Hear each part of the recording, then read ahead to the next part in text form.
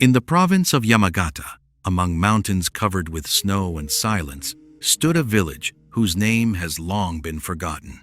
In this village lived an old calligraphy master named Hiroshi. He was known far beyond his lands. His characters came alive on paper. They breathed, moved, told stories that words could not. People came to him for advice, brought scrolls, asked him to write prayers or poems. He always did so with a smile, quiet and serene as a morning lake. But Hiroshi never spoke about himself. When asked, "How are you, Hiroshi-san?" he replied, "I'm fine, thank you." When his fingers trembled, he hid them in his sleeves and said, "I'm fine." When someone heard him coughing at night, he said, "Just pollen." No one knew what lay behind that smile. No one knew how many sleepless nights he had spent staring at the ceiling. No one knew that his hands, which created beauty, now shook so badly he could not hold a brush.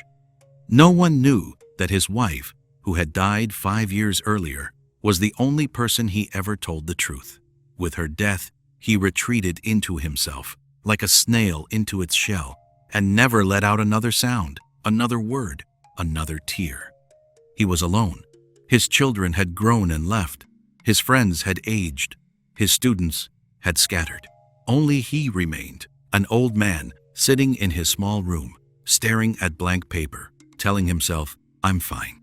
But one day, in the middle of winter, when snow had buried all the roads and the wind howled like a wounded beast, Hiroshi fell ill. It began as a simple cold. He coughed, then coughed again. He tried to stand to put on the kettle but could not. His legs gave way. He fell and lay on the cold floor, staring at the ceiling that remembered the faces of his wife, his children, his students.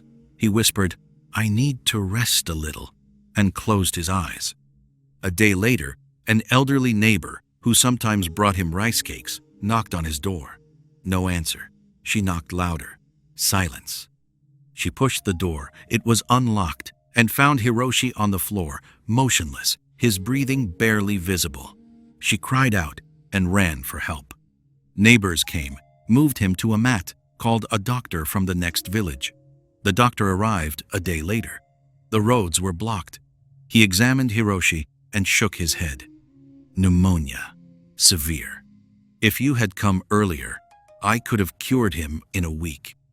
Now, I don't know if he will survive. His body is weakened by long exhaustion. He ate poorly, he didn't sleep, he barely moved. How could he have hidden this for so long?" The neighbors exchanged glances. They didn't know. They thought he was fine. He always said so. No one knew the truth. No one knew he had been dying slowly, drop by drop, day after day. When Hiroshi regained consciousness, he saw faces around him, concern, fear, tears. He tried to smile, tried to whisper his usual, "I'm fine," but he had no strength. He just looked at them in silence. The old neighbor who had found him took his hand and said, "Hiroshi-san, you always said you were fine. We believed you. We thought you were strong, wise, that you could handle anything. But you were dying. You were dying before our eyes, and we didn't see it, because you didn't let us see. Why?" Hiroshi looked at her. His eyes were dry, but in them was a depth no one had ever seen. He was silent for a long time. Then, gathering his last strength, he began to speak. Softly, with pauses, but each word fell like a stone into water. "When I was a boy," he said, "my father was a samurai. Not the kind written about in books, a simple samurai who served his lord and remained silent. He never complained, never. If he was wounded, he said, 'Just a scratch.' If he was hungry, he said he had eaten well. If he lost friends in war, he said nothing. He said he was fine for so long that he forgot how to tell the truth. One night, we sat by a fire. He was wounded, and I didn't know it. I saw pain on his face and asked, 'Father, are you suffering?' He looked at me and said, 'No, I'm fine.' By morning, he was dead. He didn't tell me he was dying. He didn't give me a chance to say goodbye. He left me alone with that lie, with that curse. Back then, I perceived this as the behavior of a true man. I grew up and swore that I would never burden others with my suffering. I thought this was strength. I thought this was wisdom. Hiroshi fell silent. His voice cracked, and he began to cough. The room was silent, except for the sound of the dying man's breathing. I have been silent too long. My body is used to suffering. My soul is used to emptiness. But I want you to understand one thing. What I say now is the most important thing I have said in 20 years. He gathered his last strength and whispered, "You did not know I was dying. That is not your fault. It is mine. I did not give you a chance. I stole from you the opportunity to show kindness. I stole from myself the chance to live. When I said I'm fine, I wasn't lying to you. I was lying to myself. I told myself I was strong, but I was just a coward afraid to admit his own pain." He looked at the old neighbor, and for the first time, tears glistened in his eyes. My wife knew the truth. She was the only one who heard my tears at night. When she died, I lost the last person I could tell the truth to, and I fell silent forever. But now I know the truth was not needed only by me. It was needed by you.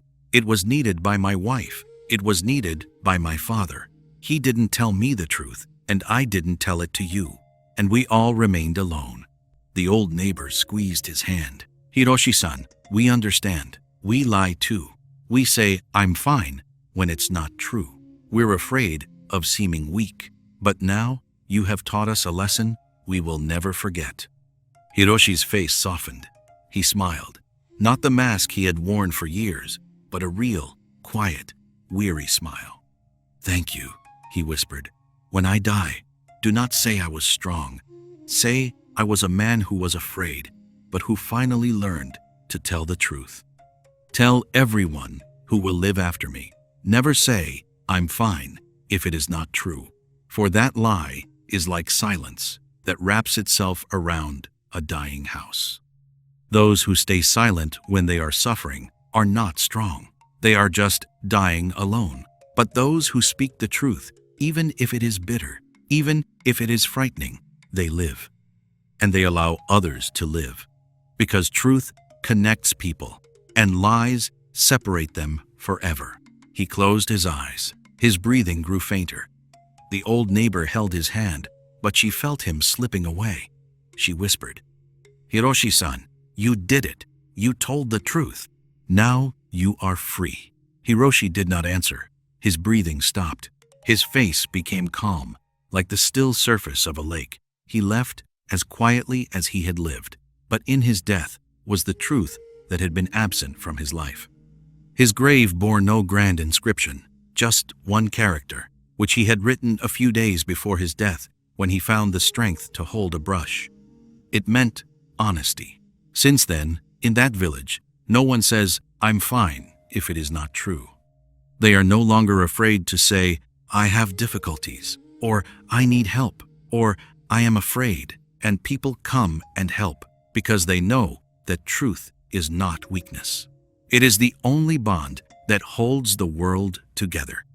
If you ever say, I'm fine, when it is not true, remember Hiroshi. Remember how he died alone, surrounded by people who believed his lie. And ask yourself, who am I? A strong person?